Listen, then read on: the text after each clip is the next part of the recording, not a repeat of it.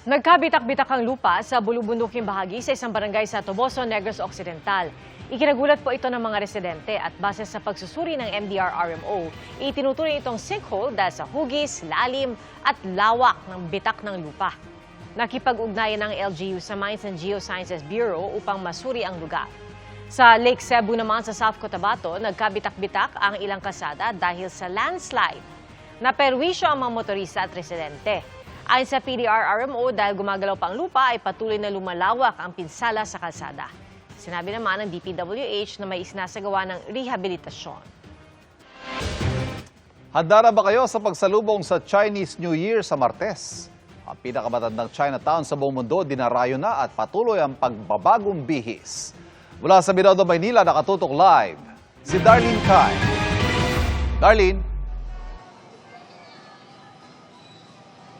Ivan, marami ng mga taong namimili ng iba't ibang mga pampaswerte at namamasyal na rin dito sa Binondo, Maynila. Ngayong bukas na ang bisperas ng pagsalubong sa Chinese New Year. Halos siksika na sa dami ng mga tao dito sa Ongpin sa Binondo, Maynila. Mabigat na rin ang daloy ng trapiko ngayong isang araw bago ang bisperas ng Chinese New Year. Kabi-kabila ang nagtitinda ng mga pampaswerte gaya ng tikoy na 100 hanggang 180 pesos ang isa depende sa laki. 10 piraso agad ang binili ni Cha dahil nakaugalian na nilang mamigay ng tikoy sa mga kaanak at kaibigan. Sabi kasi stick together so tinatry namin talaga na mag-stick kami. Na walang hiwa-hiwalay. Mabenta na rin ang Lucky Charms na tinda ni Amparo. Green is for money and business. For white is for year. Yun yung color natin. Red is for wealth and health. 6 element pang kalahatan. Ito pong black onyx for anti-bad luck and safe to travel.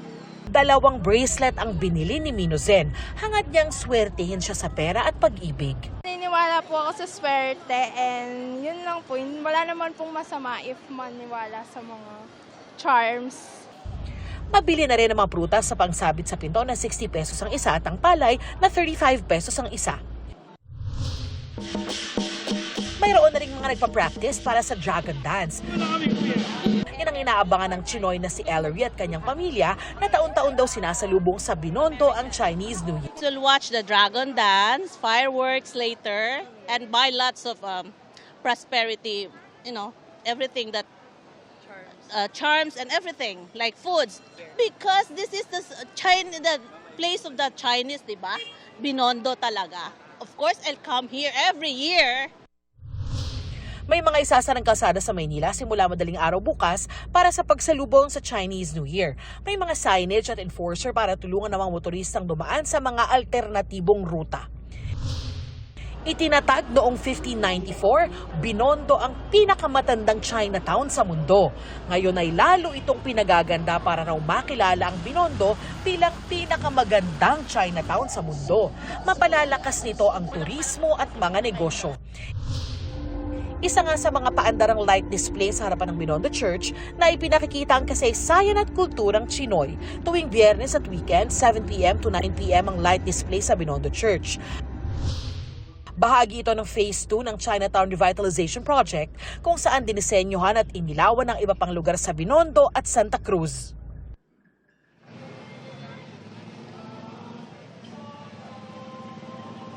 Ivan, dinudumog din yung food stalls dito sa plaza at syempre marami rin yung nagsisimba sa katapat na Binondo Church kaya abiso po sa mga motorista talagang mabigat yung traffic situation ngayon dito.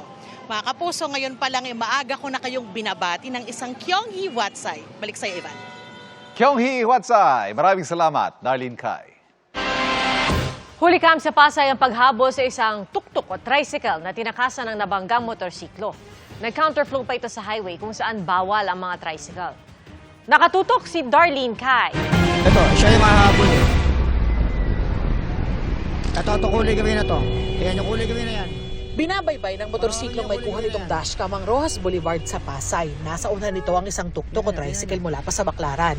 Pero nang paakyat na sa flyover sa EDSA, nahagip nito ang motorsiklong may magkaangkas. Ang mga natumbang sakay ng motorsiklo, iniwan na lang basta-basta ng tricycle. Hindi talaga siya tumitigil, oh. May nasagi na siya, hindi pa rin siya tumitigil. Hinabol ng rider ang tricycle hanggang pumasok sa service road. Doon nakitang may pasahero pa pala ang tricycle. May sakay pa pala! May sakay pa siya! Mula sa service road, lumiko ito pabalik sa Rojas Boulevard kung saan ito nag-counterflow. Kumaliwa ito at pumasok sa isang kalsada. Tumulong na rin ang iba pang rider sa paghabol sa tricycle. Umikot lang. Saka ito naabutan ng mga rider ng huminto para ibaba ang mga pasahero. Agad na aresto ng pulisya ang 39 anyos sa driver ng tricycle. Ang magkaangkas na nasagi ng tricycle nagkagalos at dinala sa ospital. Ang may-ari naman ng tricycle nangakong sasagutin ang pagpapagamot sa nasugatan at ipapaayos ang nasirang motor. Sasampahan ng patong-patong na reklamo ang driver. Ayon naman sa pulisya, nagkaayos na ang dalawang panig. Pero i-impound ng tricycle dahil wala itong prangkisa. Kasama rin ang tricycle sa mga e-bike at e-trike na ayon sa LTO ay bawal sa mga major roads sa Metro Manila gaya ng Rojas Boulevard.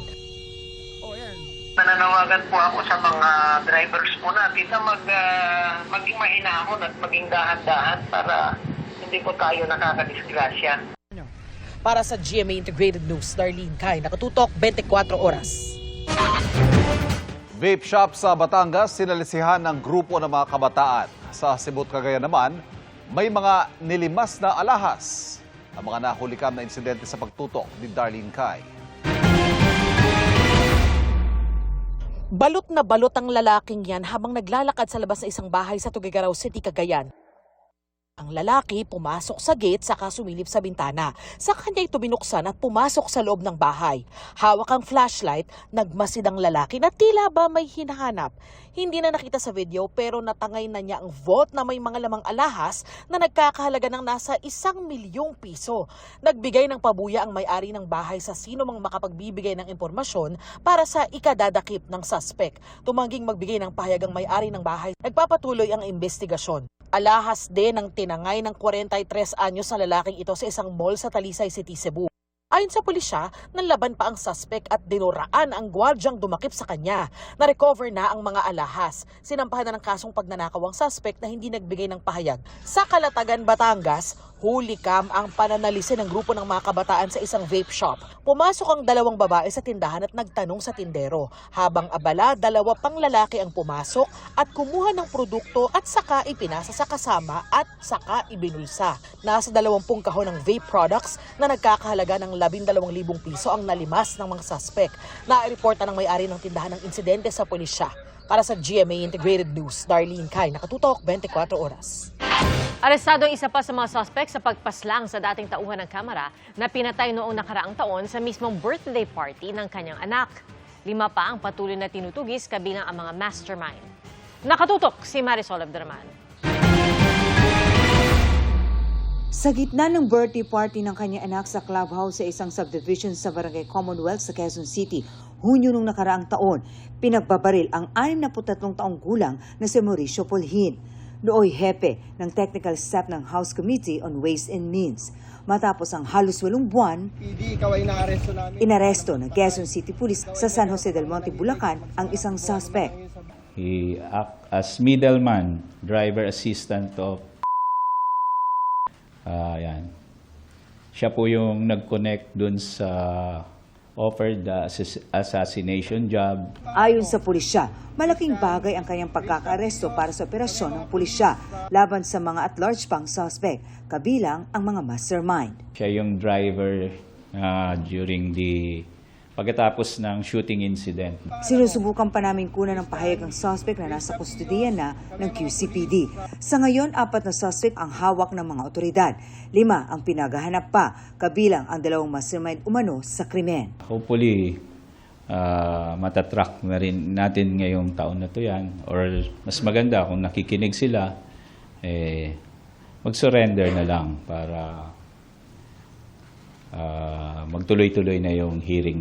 Nag-alok na ng pabuya ang pamilya ng biktima para sa ikadarakip ng mga suspect. Para sa GMA Integrated News, Marisol Abdurman, nakatuto 24 oras. Nakaburol na sa isang simbahan sa Dagupan City si dating House Speaker Jose de Venecia na pumanaw nung Martes sa edad na 89. Kabilang sa mga dumalaw ngayong araw, sina Vice President Sara Duterte at dating Pangulo na ngayon Pampanga Representative Gloria Macapagal Arroyo. Noong 2022, si Duterte tumakbo sa ilalim ng Lakas CMD, ang partido ni Arroyo at ng isa sa mga founder ng partido na si De Venecia. Kahapon, inihatid sa Dagupan ang mga labi ni De Venecia. Mainit itong sinalubong ng mga taga-Dagupan at inalayan din ang memorial program sa City Plaza. Bukas, February 16, ang Memorial Mass para kay JDV sa Basilica ng Manawag sa pangunguna ni Lingayen Dagupan Archbishop Soc Villegas. Pagkatapos ng misa, dadalhin ang mga labi ni JDV sa Batasang Pambansa para sa memorial at necrological service.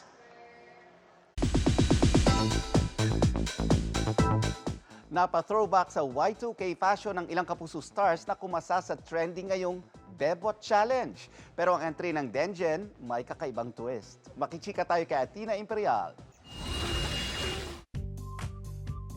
Move over Asoka Makeup Challenge dahil ang netizens kumasa na sa bagong makeup trend. Mula sa simple look, nag-transform sila sa isang bebot. Apoy sa Dugo star Ashley Ortega rocked her micro bangs from no makeup into photoshoot ready look. Si Cassie Legaspi ng GMA series na Hating Kapatid, from geek, naging chic. Gabby Garcia flaunted her Sangre Warrior look sa kanyang entry. Sultry naman ang atake ni Kylie Padilla. Benda naman ang transformation ni Charis Solomon. Bebot dapat pero naging... ang entry ng Denjen. Kinaya nyo ba? Mula sa no makeup look ni Jeneline Mercado, nag-transform siya sa mapang-akit girl version ni Dennis Trillo. Nagpakita rin ang behind the scenes ang Denjen. Athena Imperial, updated sa Showbiz Happenings. Tila may pa-soft launch si Cassie Legaspi sa isang mystery guy sa kanyang Valentine's Day post. Sa Instagram, ipinost ni Cassie ang kanyang photos with a guy na kita lang ang kamay at torso. Matchy-matchy pa sila ng gray hoodie habang happy na nagkukulitan. Walang ibang ni-reveal si Cassie sa caption pero nilagyan niya ito ng heart emoji. Napakomment tuloy ang ilang curious netizens at kapwa celebrity, kabilang ang kanyang twin brother na si Mavi na emoji ang kinoment. Tanong naman ang girlfriend ni Mavi na si Ashley Ortega, the who? And that's my chika this weekend. Ako po si Nelson Canlas. Pia, Ivan? Thank you, Nelson. Inibisgahan ng otoridad ang pagkawala ng byuda ng dating kapitan ng Barangay Balibago sa Angeles City, Pampanga. Ayon sa pulisya, sa bahay ng nawawalang si Maria Teresa Tess Mamak, may mga nakitang bakas ng dugo sa pader, sa wheelbarrow, sa washing machine, at pati na sa gripo. Sa pagsisiyasat, huli siyang namataan pasado alas 8:40 ng gabi noong Miyerkules, sakay ng kanyang puting sasakyan patungo sa bayan ng Mabalacat. Ang sasakyan natagpo ang abandonado sa plaza ng bayan ng Magalang.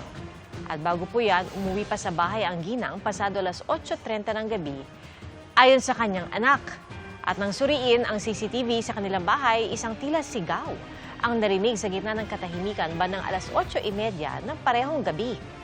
Ayon sa pamilya, hinala nila ang kanilang driver ang nagmamaneho noon ng sasakyan. At hindi rin daw siya makontak mula nung gabing nawala si Mamak. May 200,000 pisong pabuya si Pampanga 1st District Representative Carmelo Lazatin Jr. sa makapagtuturo kung nasaan si Mamak. Patuloy ang investigasyon ng mga otoridad.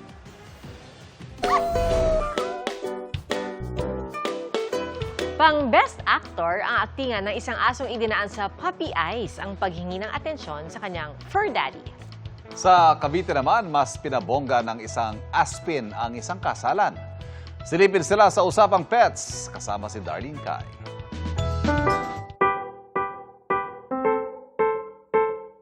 Sa kasal ni na Mr. and Mrs. Cruz sa Alfonso, Cavite, may cuteness overload. Ang seremonya, aspinabongga ng aspin na si Hershey. Di lang well-dressed, well-trained din ang kanilang fur baby bilang ring bearer sa kanilang kasal. Pinagandaan at kinareer daw nila ang pag-train kay Hershey para sa perfect moment. Lalo't non-negotiable para sa couple na makasali sa entourage ang kanilang mga aso. Trabaho o Ako.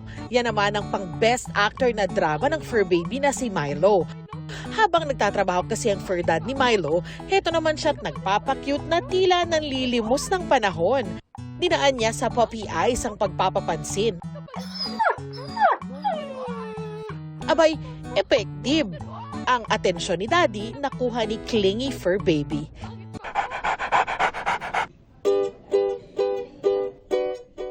Sa Maynila, hindi lang humans ang nag-celebrate ng Valentine's Day. Pati mga aso at pusa may kadate. Yan ang programang First Date ng Philippine Animal Welfare Society kung saan pwedeng makasama sa Valentine's ang kanilang rescued animals. Ayon sa PAWS, layo nilang maipakilala sa publiko ang kanilang rescued pets at makalikom na rin ang pondo para sa mga hayop. Target din nilang makahanap ng forever home para sa rescued fur babies. Para sa GMA Integrated News, Darlene Kai, Nakatutok, 24 Oras.